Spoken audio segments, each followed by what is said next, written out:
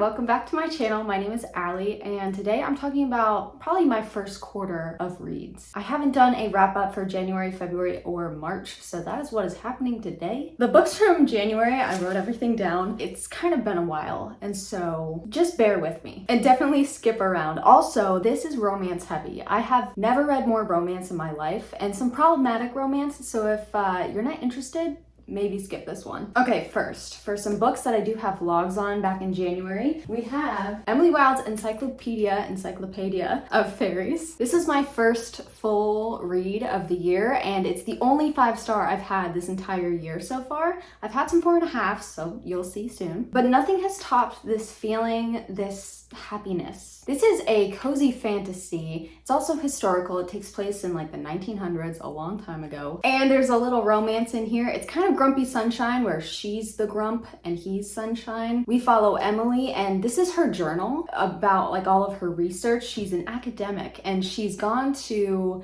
I think, the Netherlands to study this certain type of fairy, I think called the folk. So we see her in this town, and her academic rival named, I always get his name wrong. I always say Bambleby. Anyway, he comes to the town, which both pisses her off and pleases her. And that's kind of their, back and forth, that she sort of appreciates his company, but also he's annoying. But together they delve more into the fairies of this place. And it truly is, it's just so detailed, and it taught me a lot about folk stories and the different types of fairies that, having read some fairy books in the past and having read some since reading this, I picked up on, and I knew details of specific fairies because of this book. And it's just so lovely. It's very wholesome. It's almost episodic because I think every book is going to be Emily going to a different place, though who knows, I'm making all of that up, but that's the kind of feeling. However, it doesn't feel trivial. Maybe because Emily is so serious. She's a type A character, which I really, really love. The ending of this kind of goes a little wild and really, I don't know, it kind of went off the rails. I still am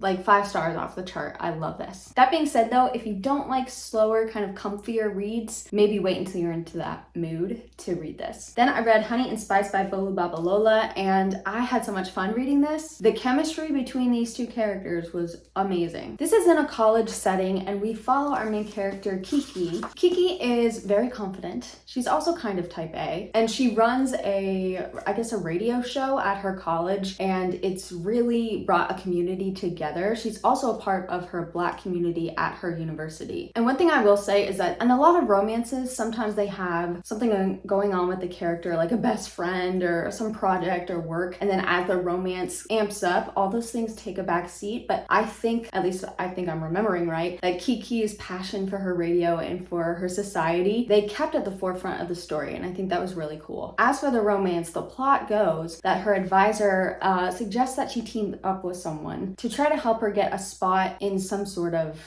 I forget. This person happens to be Malachi, this new student who is just like a ladies' man right off the bat. I really don't understand why, but they start fake dating. It's supposed to help them both out. I really do not see the logic, which is part of the reason I gave this a 3-star, I think. Their chemistry was good. I like their love story, but I don't know. Fake dating for me, it needs to make sense for me to enjoy it. I do recommend though for romance readers. Then I read Hellbent by Leigh Bardugo. I was really anticipating this one. Also, look how beautiful that is. This is the sequel to Ninth House by Leigh Bardugo, and they look so cute together. So I'm not going to tell you what this is about because it is a sequel, and it sort of has to do with spoilers that happen in the first book. But we are following, God, what's her name? Galaxy Stern. That's her name. We call her Alex. She goes to Yale. This is, I guess, paranormal because she has the ability to see ghosts, and that, brings a lot of drama and stuff. At Yale, there are these secret societies that do like magical stuff. Also pretty cool that Leigh Bardugo actually was in a secret society at Yale. I don't think they actually did magic stuff, but maybe they did. Maybe she's telling it all. None of that is the plot, but that's all I can really tell you. The best part about this series,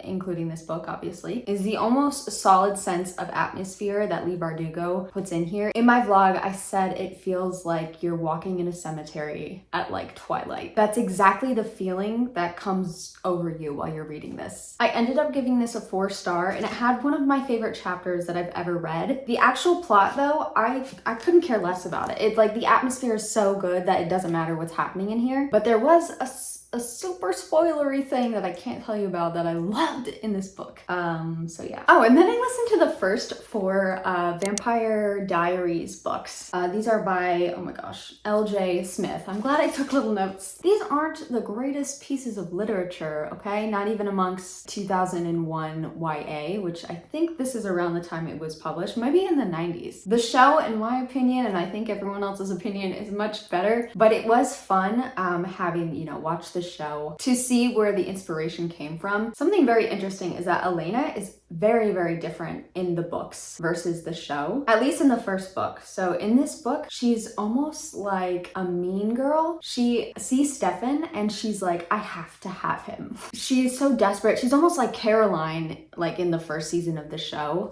So that was kind of interesting. But it was one of those books where everyone is so obsessed with the main character, Elena, that it's almost sickening. And even the 4th book, Elena's not the main character, no spoilers, but the whole book's about Elena still. It's pretty funny. I didn't rate any of these because they'd probably be like a 1.5 to 2 stars. But yeah, this was just for fun. If you like the show, it might be fun to listen to. So I don't know. Oh, then I read Ignite by Melanie, I think Harlow. This is a spin-off of another series by Melanie Harlow, and it is a single dad romance. He's also a firefighter, although I don't think we see him in action at all, if my memory recalls. It's sort of an age gap story where he moves to this new neighborhood with his daughters, and his next door neighbor is this like 22-year-old girl. And it was just a fun little read about 2 people being attracted to each other and getting it on. It was kind of a friends with benefits to lovers situation, which is one of my favorite tropes. It didn't hit as much for me. I think because Melanie Harlow is a little more sentimental than the romance novels that I typically enjoy or give like high ratings to, although maybe that was an idea I had before I started getting into Mafia romance, so just ignore everything I'm saying. I gave this 3 stars. I think I will continue the series. Actually, I think I'm gonna start over with the original series because I think they're all on Kindle Unlimited. Correct me if I'm wrong. But every now and then, I just want a wholesome romance, okay?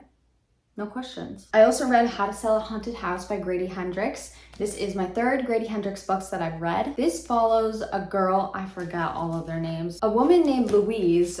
She finds out that her parents passed away, and so she goes back to her childhood home to figure out, you know, what to do. And her brother Mark and her sort of have I can never say this word, animosity toward each other. Their bickering is so annoying in the beginning, but you can look past it. It goes away, so just so you know. But weird stuff starts happening in the house, and this is so wild. This is a horror book like Grady Hendrix's other books, so I was expecting some weird, gross shit to happen. And there is some like body horror, but the most outrageously silly sort of horror is in here where it's sort of like, it's actually kind of creepy, but it's also silly because it's sort of like dolls and things of that nature. And it's, oh, I think I originally gave this 3 stars because I guess the ending was just sort of, I don't know, I wanted something bigger and it was kind of fell flat, I guess. But the thing is, I can't stop thinking about this. So I'm giving it a 3.5 just for like the originality. This one character, I think named Pumpkin? No, what was his name? Pumpkin. I don't know. He's an icon and a legend, and I'll never forget him. If you listen to the audiobook, oh my god. Then I read Waking Olivia by Elizabeth O'Rourke, and I'd seen this quite a lot over the past year. This is the beginning of a series, and this one I gave 2 stars just because I, again, just don't really connect to the super sentimental ones. This is about our main character whose name I forgot.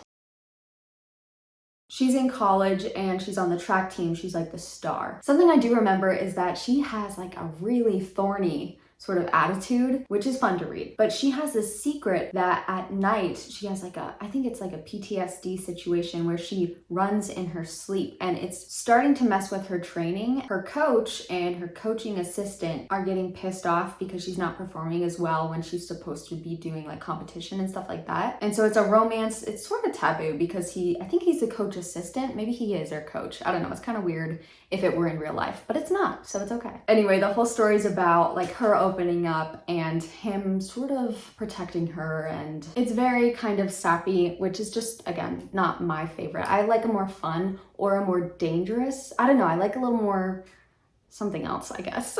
Also, now that I'm thinking about it, the ending, it was weird because it could have stopped at a certain point and then they started going in a different direction. A part of me likes that, like they didn't just give you the basic ending, they kind of twisted it around a little bit. However, because we were already sort of at the ending, there wasn't that much like space to give that much depth to like the second sort of fourth act, if you will. So yeah, that was kind of weird. I don't know. I do think I'm gonna continue in the series, of course. That's the thing about romance though, like even if I give it a 2-star and I don't enjoy it, I still want to read it, like because it makes me happy. It's fun, it's easy, I love it. And then the last book I read in January was The Duchess Deal. This is the first book in Tessa Dare's Girl Meets Duke series. It's historical romance. I think it's about this woman who is like a dressmaker and has a marriage of convenience with a duke. They are so set on it being sort of like a business decision. And that was actually kind of cool. They were level-headed people. And I think he was super sarcastic, kind of grumpy, but like funny at the same time. And actually, if I'm thinking this is the same book, sorry, it's been a little bit. I think it's sort of a like a Beauty and the Beast retelling. Am I getting that right? I had fun with this one. I give it like 3.5 stars. It was sweet. I know some historical fiction can be really wholesome and I kind of like that. Although, you know what? I am kind of tired of reading the same sort of period in historical romance. I'm sure that there's like a whole nother section that I haven't even tapped into that I'm just like being ignorant of, but how cool would it be to have like an ancient Egyptian romance? I don't know. I want that kind of historical romance, not just the same sort of like Bridgerton era. February, I mostly reread like series that I'd loved in my teens. I reread a bunch of the Twilight books, a bunch of the Vampire Academy books, some others, just, you know, having a comforting month. I did read 2 new books though. I read Kurashi at Home by Marie Kondo. She is the author of the Magic of Tidying Up. It's the one where it's like it sparks joy. I think I've read like all of her books and they all pretty much are talking about the original book and the original ideas in that book, which is fine because I love that book. I did give this a 2.5, which seems really harsh, but I think it was just really short and it wasn't giving us anything new. And so I guess this is at the point where I'm like, okay, I need something new to keep reading these books. But 2.5 seems so harsh, so I'm gonna give it a 3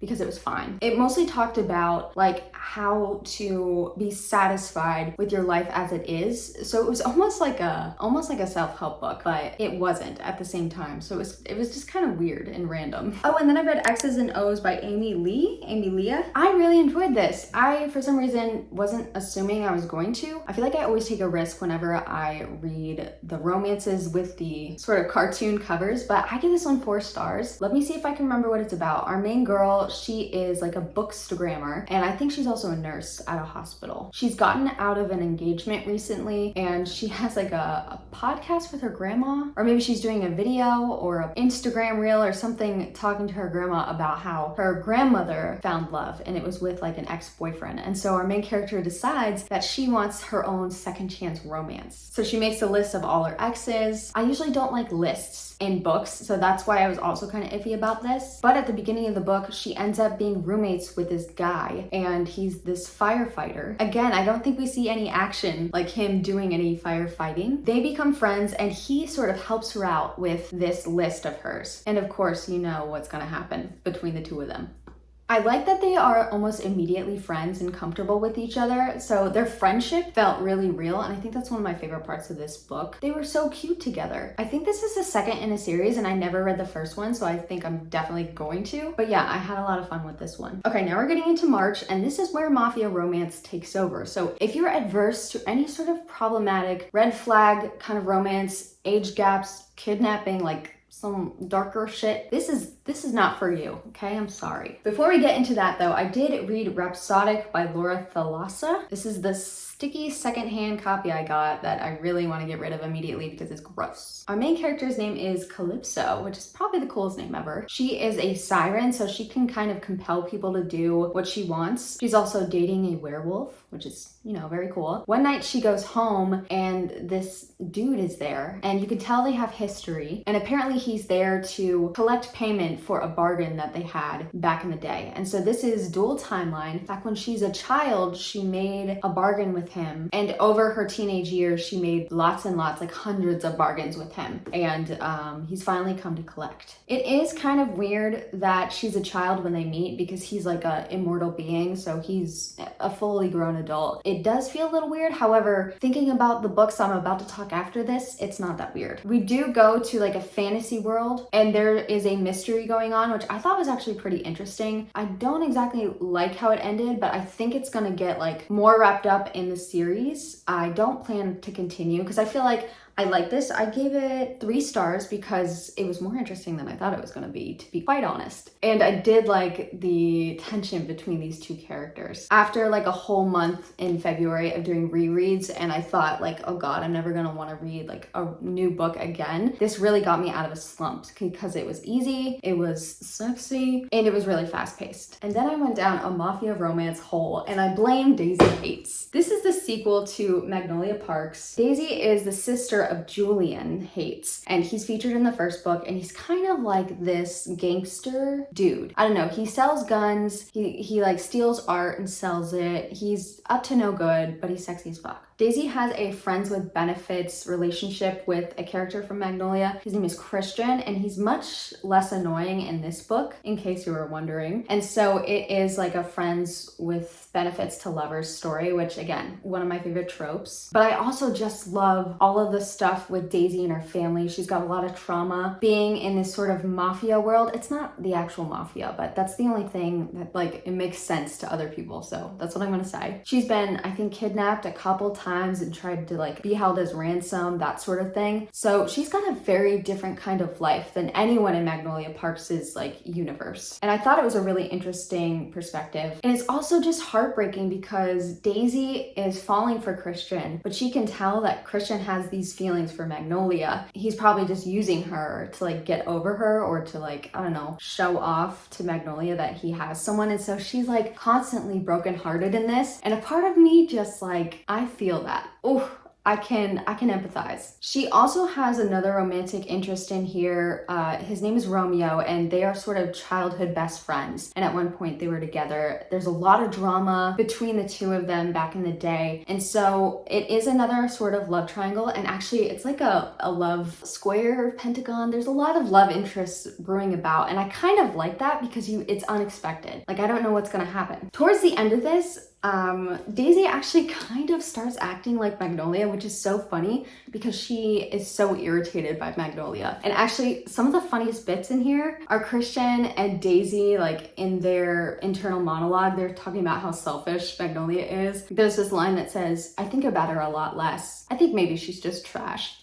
And as someone who is really annoyed by Magnolia, I felt seen in this. I think they were a little harsh, but it was really funny, okay? But yeah, I finally understand what everyone's talking about with Jessa Hastings' writing. There's just something so teenage angst about it. It's so lyrical and poetic. Some of the lines, some of the quotes just like stab you. It is super over dramatic, don't get me wrong. I think it's messy as fuck, but it's so clearly meant to be that it's just, I don't know. I couldn't stop reading this. Daisy's point of view also has like a bunch of footnotes, which I know for some people that's just like a clear no. They're not going to deal with it because it's like every page of her. But for some reason, I love it because it's almost like we're getting the inner monologue and then we're getting like her inner thoughts. I don't know why that's so fun to me. I love it. I ended up giving this a 3.5. I think it's gonna be, I don't know, maybe should it be a 4-star? I don't know, maybe 3.75 because toward the end it did get a little tiresome and she started acting more and more like Magnolia, which I think is actually perfect because she starts off hating her. But yeah, had so much fun in this. Also, I'm sorry, I keep going on about this book, but it sparked so much interest in the mafia romance genre that I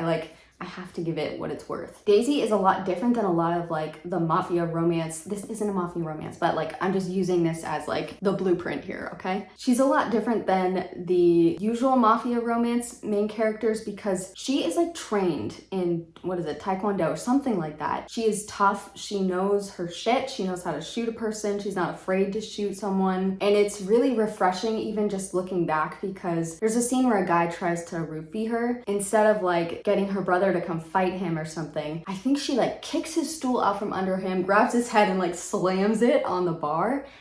I fell in love right there. There was also a really good action scene in a museum that I can't tell you about, but it was really good. On to the actual Mafia romance books. I was reading 3 series. First, I reread, what's this called? The Sweetest Oblivion. And I had read this a while back. I think it's on Kindle Unlimited. This is the story of a girl, I forget her name. Her sister is arranged to be married to this very like deadly leader of another mafia group. Her sister is really upset about it. I feel like the arranged marriage situations in these mafia romances are so gross and sad a lot of the times because it's almost like human trafficking. It's like, ugh, it gives you the ick. Anyway, the man in question actually hits it off with our main girl. So the sexual tension between them is pretty good, okay? The main character, let me find out what her name is.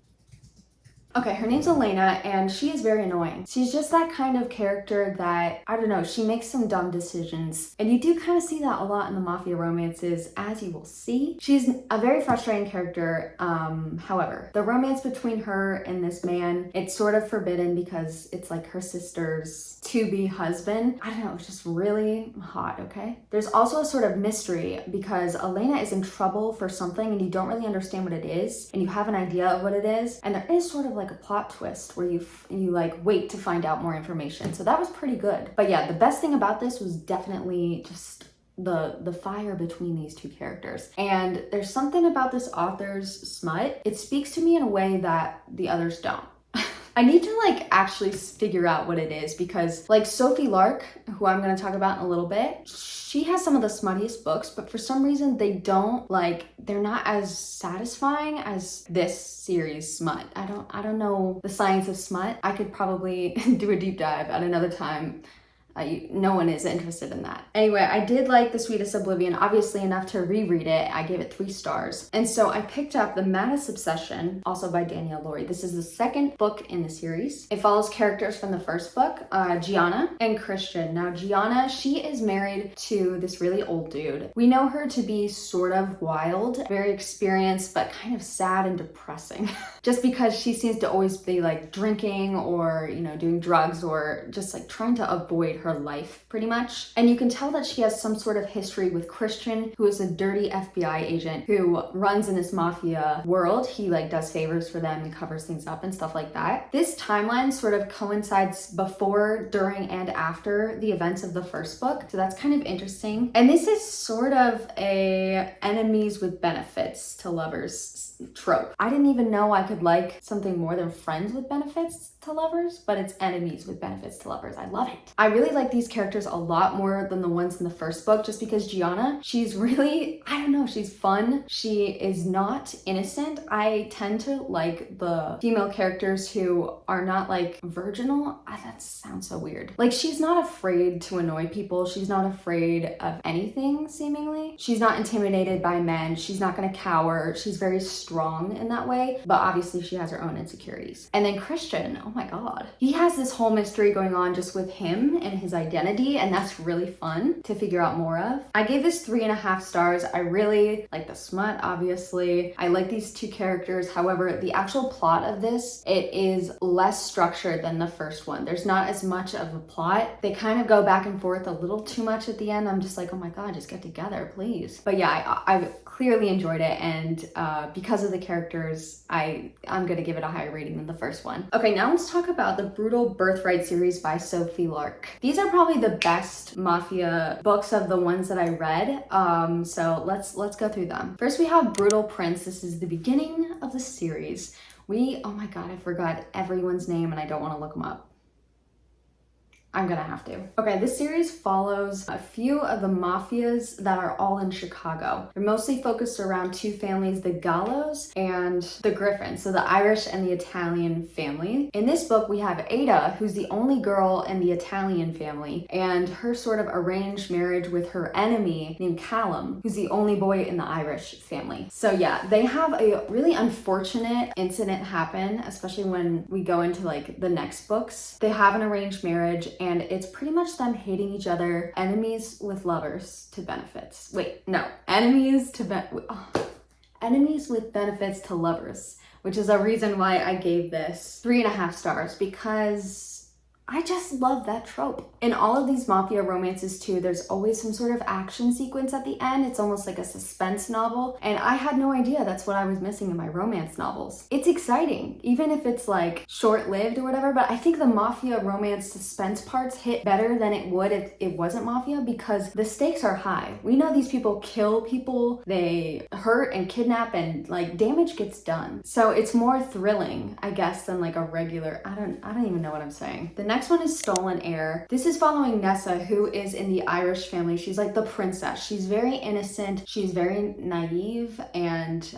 very meek. She feels kind of not even like included in her family just because she is so different from them. She's just so innocent that everyone kind of like casts her aside. She studies ballet. She's really passionate about it, and she gets kidnapped. She gets kidnapped by this guy named Nikola, who is the love interest, and oh my god. He's a part of the Polish mafia, and he hates, like this seems like it's not gonna be a happily ever after because he hates them so much and he kidnaps her. Like, how is this gonna work? That's what I'm saying about the intrigue level in this, because you're just waiting for things to switch up and for feelings to be revealed. And this is at the point where I was like, I should not be rooting for this couple. This is weird. This is like Stockholmy. It's actually a retelling of Beauty and the Beast, which is very clear because Nessa, as she's captive, she sort of choreographs a Beauty and the Beast ballet, and I am a simp for that story, so apparently I was down with Stockholm Syndrome this whole time. Obviously, in real life, I don't agree like with anything that would be happening, but it's not real life, it's a romance novel, so I'm just going to accept the fact that I love this book. I gave it 4.5. It was so good. This is the only one I read the ebook of. The others I listened to the audiobook, but I tried in this one and it was so distracting. The female narrator who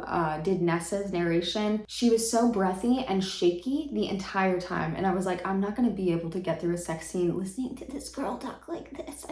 No. And then the dude, he's supposed to have a Polish accent, and he does pretty well in the beginning, but then he breaks out of the voice and it turns into like an Italian accent, and I'm just like, no, I can't do this. So I would suggest reading the ebook, but there are a lot of trigger warnings for the beginning of this book. We get Nikola's very, very tragic past, and we figure out how he becomes such a ruthless killer, and it was intense, and I was not expecting some of the things that came up, so look up the trigger warnings. Then we got Savage Lover. This is my least favorite of the series so far. This is following Nero, who is one of the Italian dudes, and I guess I just had high expectations for him as a character because in the other books he was talked about as being like this outrageous and kind of impulsive dude, and he's supposed to be like the hottest of them all. But I felt like this book was completely forgettable, which is sad because the love story is kind of wholesome. The other main character in this book is named Camille, and she runs her family's like auto shop. She's really passionate about cars, and so they have that shared hobby that they bond over, which is, you know, cool. It kind of reminds me of what is it, the Bearded Brothers series. I also didn't like that one had to do with cars. Anyway, I just felt like the romance in here was really quick and it wasn't angsty enough, I guess. It just kind of happened. They were telling each other that they had these feelings, and I just felt like, where did that come from? And then the action-packed parts of this, there was like a random like heist sort of situation, which just doesn't, I feel like that doesn't even go with the sort of mafia stuff that the family had been doing this entire series so far, so it just kind of felt random. Then we had Bloody Heart, and this follows Dante. He's also in the Italian family. He's like the eldest brother. I was excited for this one. Dante is really stoic, and he was in like the army, and he's very controlled, and he doesn't show emotion very much. His only weak point is there have been hints that he was really in love with this woman named Simone. He's never like dated or thought about another person ever since her. He's like heartbroken over her. This is kind of a Romeo and Juliet retelling. There are two timelines. The first half of the book is a timeline when he and Simone meet, and it is like an age gap trope, but it's also forbidden, just like Romeo and Juliet with their families. And so it was so good. The first half of this book was, I loved it. Something really dramatic happens, romance, and then we get a huge time jump to like the present pretty much. There's a huge trope in here that I'm not going to tell you because it is a spoiler, and it's a trope that I don't always enjoy, but I actually kind of enjoyed it in this one. The only thing that is preventing this from giving like a higher star is that the romance, because it's a second chance romance, them coming together, it just kind of like there wasn't enough build up. I feel like there was so much angst in the beginning that it couldn't even live up to anything like when they met again. The action part of this though, like the suspense scene, the thriller scene, it was so good. I could not stop reading it. I was on the edge of my couch, which is my seat. And then I finished the 5th one this month, so you're gonna have to wait to hear what I think about it. And hopefully I'll finish the 6th one this month too. Okay, then I read the Born in Blood series by Kurashi. I got these all on Scribd, the audiobooks. Let me figure out their names 1 second. We start off with Bound by Honor. I DNF'd this. The characters were just the main dude, Luca. Ugh. And it's so annoying because I watched a couple people's videos on this and they loved him. And the whole rest of the series, they all like look at Luca as like, I don't know, like, he was so gross and annoying to me. I did eventually finish it because I was having a good old time with the Sophie Lark series that I was like, okay, I need to fill this void, so I'm just gonna get through this book to get to the others. I'm glad I did. I don't think the series is as good as the Sophie Lark one. I'm just gonna say that, okay? Don't fight me. Bound by Honor follows Arya and Luca. This is an arranged marriage and it just feels icky, and it's supposed to at first. One of the reasons I don't like this series though is because the girls are so virginal and it's like such a focus that it's kind of just weird, and they're so meek. Ugh, I just don't like it as much as like the stronger characters, and we got a lot more of those in the Sophie Lark series. But anyway, Arya and Luca end up getting married, and it's pretty much just them falling in love, but it's really clunky when they first start getting married, which is actually kind of interesting because not a lot of stories follow that with arranged marriage romances. I know a lot of people don't like cheating though. It happens very early on, and I usually don't mind it. Like, it's not like a DNF kind of thing for me, but this one, the way that it was handled was so disgusting to me. Like, it was just his behavior. He should be groveling and he's just like, what did you expect? And I'm just like, and then the action in here, I kind of forget what happened. This one wasn't as actiony. I think like her series gets a little better as it goes along. So let's just move on to the next one. I gave that a 2-star, by the way. Then there is Bound by Duty. This one follows people that aren't in Arya or Luca's family, which the others kind of go about, which is interesting. Both Dante and I think I wrote down Valerina, but if that's not her name, please don't be mad at me. I don't want to look it up again. Both of them have been married before, so they have an arranged marriage, and this one is less icky because they are both consenting adults, and it's like not their fathers like pressuring them to get married. Like, they want to get married just to have like a person. They don't care that it's not about love, at least not initially. It's like a true business deal between the two of them. But Dante is known to be really kind of unemotional and cold. Valerina eventually like just wants a happier marriage, even if it's not like a love marriage. It's kind of them opening up to each other. This one had a plot twist I did not see coming at all, which was really kind of cool. And I think that's why I ended up giving it a 3. The next one is Bound by Hatred, and this follows Gianna and Matteo. These are the direct siblings of Arya and Luca from the first book, so we've seen a lot of them. It's interesting too how this series goes because the timelines kind of all overlap. Gianna's probably the strongest character in this series as far as the female main characters because she's very resilient or resistant. She's trying to get out of the Mafia. She doesn't want anything to do with it because she doesn't want to be controlled. And so that's pretty cool. It actually starts off very interesting, and then she ends up getting in this arranged marriage with Matteo, and she hates him. This is kind of enemies with benefits to lovers though. So of course I was more interested in it than the first one. And as a series goes on, especially when you get hints at the people like in the series, in the other books, when it's like a sibling or like people are featured before their book comes, I get so connected so easily. And that's what I love about a series like this, where even if individually they're not the best and I don't get that much out of it except, you know, a cheap romance thrill, overall it's so fun to follow like a group of people that are so intertwined. The fourth one, Bound by Temptation, is my favorite of the bunch. This follows Lily Liliana and Romero. It is a little bit of a forbidden love because there's a huge age gap in here, which is uncomfortable. However, like I said, I'm just gonna accept it and move on. It's also sort of a bodyguard romance. Liliana is the youngest sister in her family, and I think she gets introduced to this love interest. He's a grown man, like 18 or 19, and she's like 12. And so that's icky, right? And so you would think I wouldn't like this because it's icky, but I did like it because I have been that teenager, even the tween, who was in love or thought she was in love with an older dude. I think we've all been there, and so this is the version of that where the guy is not a creep and he's a really good guy. I don't think that happens a lot in real life, but it happens in this book, okay? I thought the pure, almost unrequited kind of feeling and like the angst, it was so good in this one. But also I thought the thriller part of it, like in the end, it was more than I was expecting. And I think it was the best so far in the series. And finally, I read Bound by Vengeance,